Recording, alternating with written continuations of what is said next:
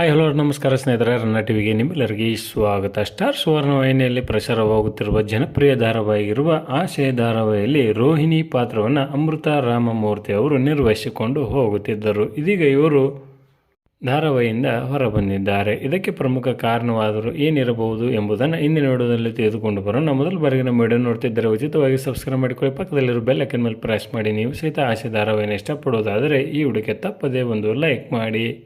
ರಮೇಶ್ ಅರವಿಂದ್ ಅವರ ನಿರ್ಮಾಣದಲ್ಲಿ ಮೂಡಿಬರುತ್ತಿರುವ ಆಸೆ ಧಾರಾವಾಹಿಯು ಸಾಕಷ್ಟು ಜನಮೆಚ್ಚುಗೆಯನ್ನು ಪಡೆದುಕೊಂಡ ಧಾರಾವಾಹಿಯಾಗಿದೆ. ಇದರಲ್ಲಿ ಬರುವ ಎಲ್ಲ ಪಾತ್ರಗಳನ್ನು ಸಹಿತ ಪ್ರೇಕ್ಷಕರು ಮೆಚ್ಚಿಕೊಂಡಿದ್ದಾರೆ.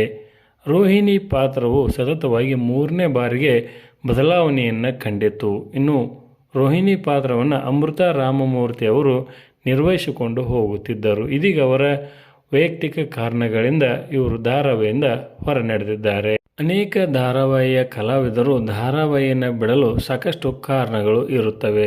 ಮೊದಲನೇದಾಗಿ ಸಂಭಾವನೆಯ ಕಾರಣ ಮತ್ತು ಶೂಟಿಂಗ್ ವೇಳೆಯ ದಿನಗಳು ಕಡಿಮೆ ಇರುವ ಕಾರಣಕ್ಕಾಗಿ ಅವರು ನಿರೀಕ್ಷಿಸಿದ ಸಂಭಾವನೆ ಸಿಗದೇ ಇದ್ದಾಗ ಅವರು ಧಾರಾವಾಹಿಯಿಂದ ಹೊರಬರುತ್ತಾರೆ. ಅದೇ ರೀತಿಯಾಗಿ ನಿರ್ದೇಶಕರಿಗೂ ಮತ್ತು ಇವರಿಗೂ ಏನಾದರೂ ಗೊಂದಲ ಉಂಟಾದಲ್ಲಿಯೂ ಸಹಿತ ಧಾರಾವಾಹಿಯನ್ನು ಬಿಡುತ್ತಾರೆ. ಏನಾದರೂ ಹೊಸದಾಗಿ ಪ್ರಾಜೆಕ್ಟ್ ಆರಂಭಗೊಂಡರೆ ಅಲ್ಲಿ ಪ್ರಮುಖ ಪಾತ್ರವು ಸಿಕ್ಕರೆ ಅವರು ಸಹಿತ ಧಾರಾವಾಹಿಯಿಂದ ಹೊರ ನಡೆಯುತ್ತಾರೆ. ಚೆನ್ನಾಗಿ ಪಾತ್ರವನ್ನು ನಿರ್ವಹಿಸಿಕೊಂಡು ಹೋಗುತ್ತಿದ್ದ ಅಮೃತ ರಾಮಮೂರ್ತಿ ಅವರು ಇದೀಗ ಧಾರಾವಾಹಿಯಿಂದ ಹೊರಬಂದಿದ್ದು ಪ್ರೇಕ್ಷಕರಿಗೆ ಬೇಸರವನ್ನು ತರಿಸಿದೆ ಎಂದೇ ಹೇಳಬಹುದು. ಇದರ ಬಗ್ಗೆ ನಿಮ್ಮ ಅನಿಸಿಕೆಯನ್ನು ಕಮೆಂಟ್ ಬಾಕ್ಸಲ್ಲಿ ತಿಳಿಸಿ. ಧನ್ಯವಾದಗಳು.